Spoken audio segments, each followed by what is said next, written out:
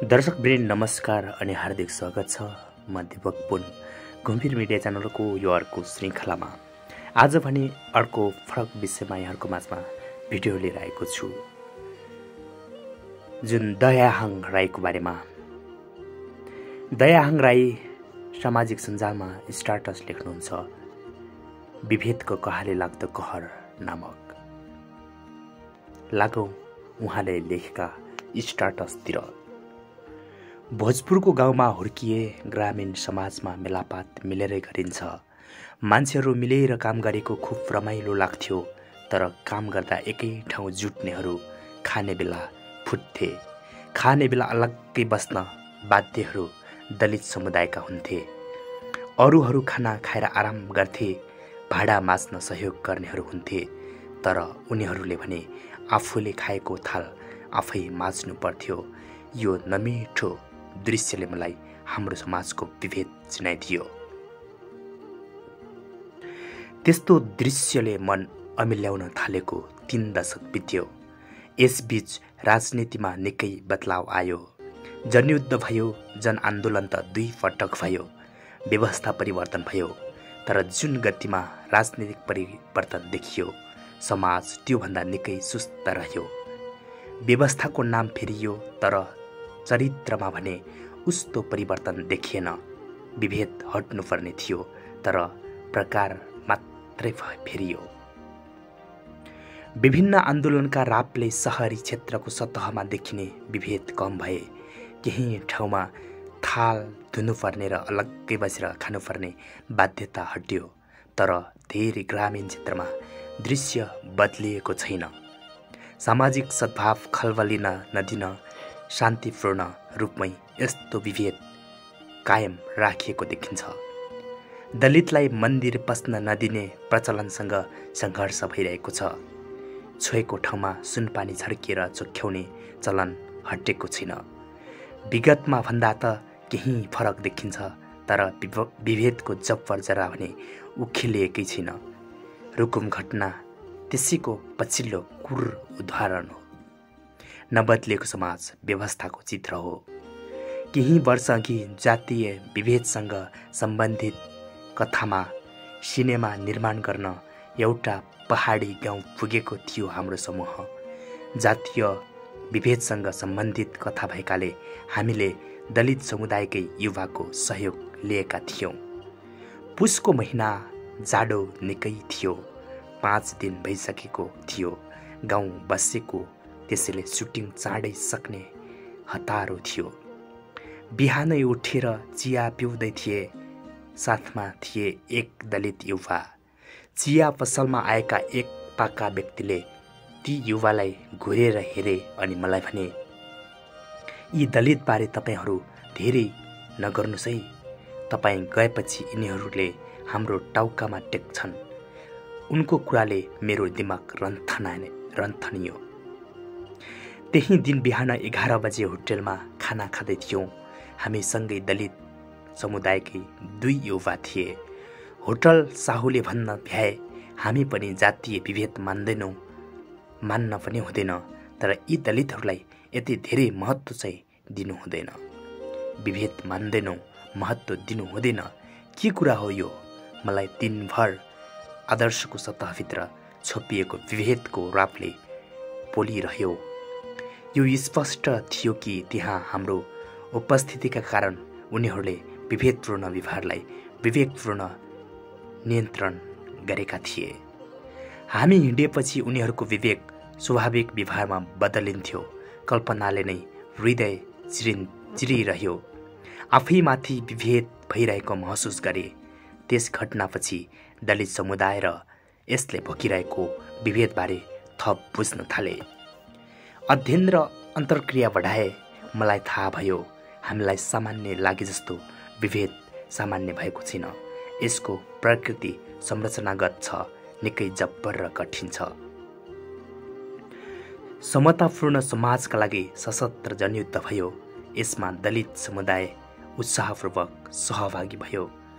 बलिदान गर्यो। सत्ता परिवर्तनसँगै समतामूलक समाजमा आफ्नो समान स्थानको सपना थियो।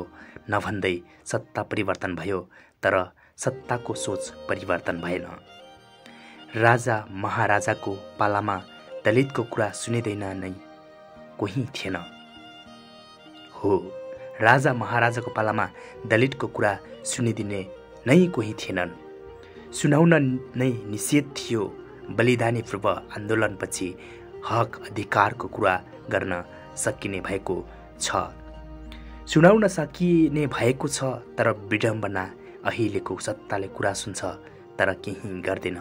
यो झन् कहाली लाग्दो कहर बनेको छ।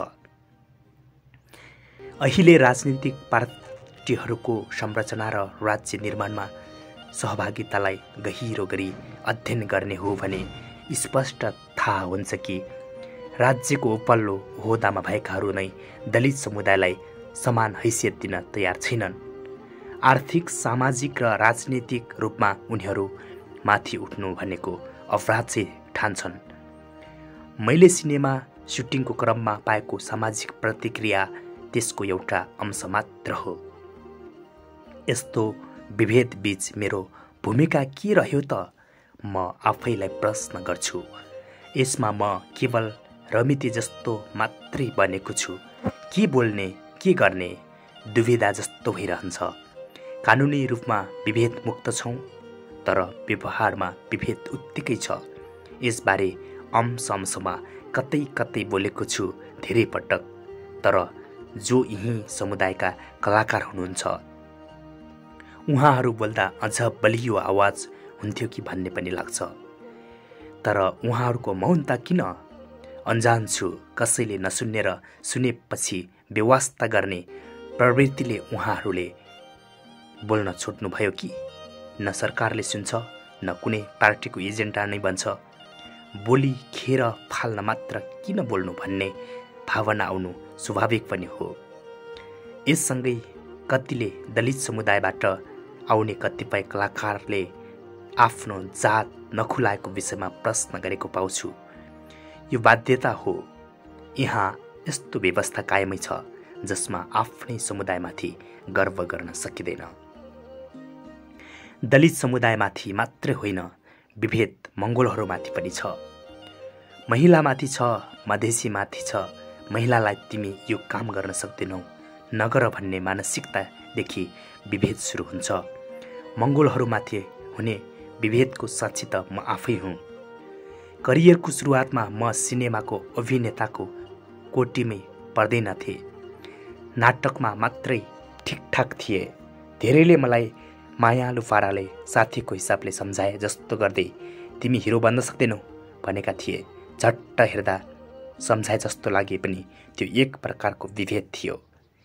यो काम तिम्रा लागि बनेकै होइन, शास्त्रले वर्णन गरेको अभिनेताको कोटीमा तिमी पर्दैनौ भन्न खोजेको थियो।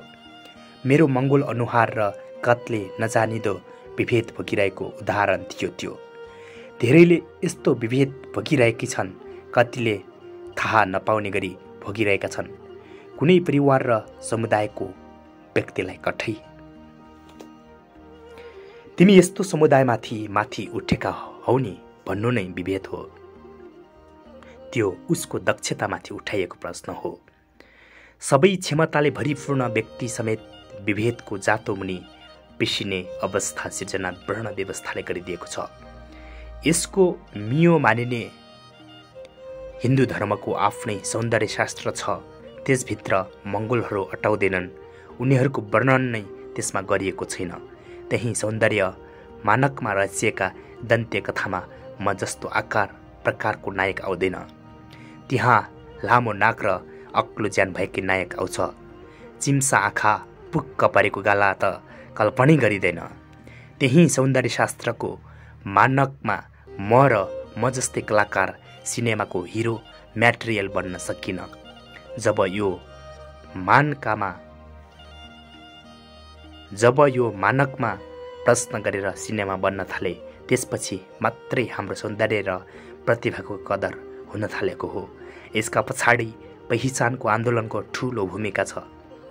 त्यही आन्दोलनको बलमा नै यस्ता स्थापित मान्यतामाथि प्रश्न उठाउन सकिएको छ। तथापि म एकजना वा म जस्ता केहीले आफ्नो प्रतिभाको बलमा पहिचान बनाउन सक्नुमै समानता भइरहेको आत्मरति लिन कदापि सकिँदैन। कहिलेकाहीँ त यो व्यवस्थाले आफ्नो समुदायमाथि देखाएको व्यवहारले निराश हुन्छु। लाग्छ यो समाज हाम्रा लागि निर्माण गरिएकै होइन। जबरजस्ती जन्म लिएर आएको हुँ। रुकुम नरसंहारपछि म यस्तै विचारले निकै दिन ग्रस्त भए।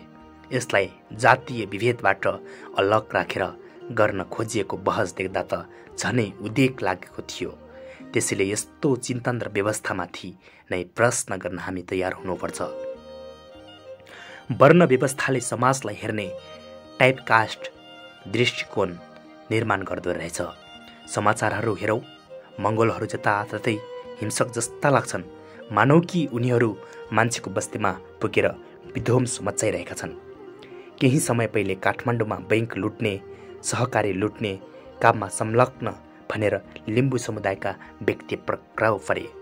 त्यसपछि सम्पूर्ण समुदायलाई नै आरोपित गर्ने प्रतिक्रिया मैले धेरै सुने। उनकै कारण पनि मङ्गोलहरूलाई कैयौँले गलत नजरले हेरेका थिए। यसरी कुनै एक व्यक्तिलाई हेरेर सम्पूर्ण समुदायलाई हेर्ने दृष्टिकोण निर्माण गर्ने प्रवृत्ति नै गलत छ। किन धेरै तामाङहरू ट्याक्सी चलाउँछन्? किन लिम्बूहरू खुकुरी भिरेर हिँड्छन्? पहिले त्यसको पृष्ठभूमि बुझ्नैपर्छ। सामाजिक आर्थिक सम्बन्ध बुझ्नुपर्छ अनि त्यसले निर्माण गरेको बाध्यात्मक अवस्थाबारे घोती लिनुपर्छ। यसरी व्यवस्थामाथि प्रश्न गर्ने सोच निर्माण गर्न विश्वविद्यालय र कलेजहरूबाटै प्रयास गरिनुपर्छ। समाजका हरेक तह र तबकाबाट सुरु गर्नुपर्छ। हो, समाज परिवर्तन हुन समय लाग्छ, तर परिवर्तनका लागि सुरुवात त गर्नै पर्छ। दर्शकवृन्द, साँच्चै नै हाम्रो समाजमा यस्तै विकराल समस्या भइरहेको छ। यो समस्याको समाधान गर्न तपाईँ हामी सबै मिल्नुपर्छ।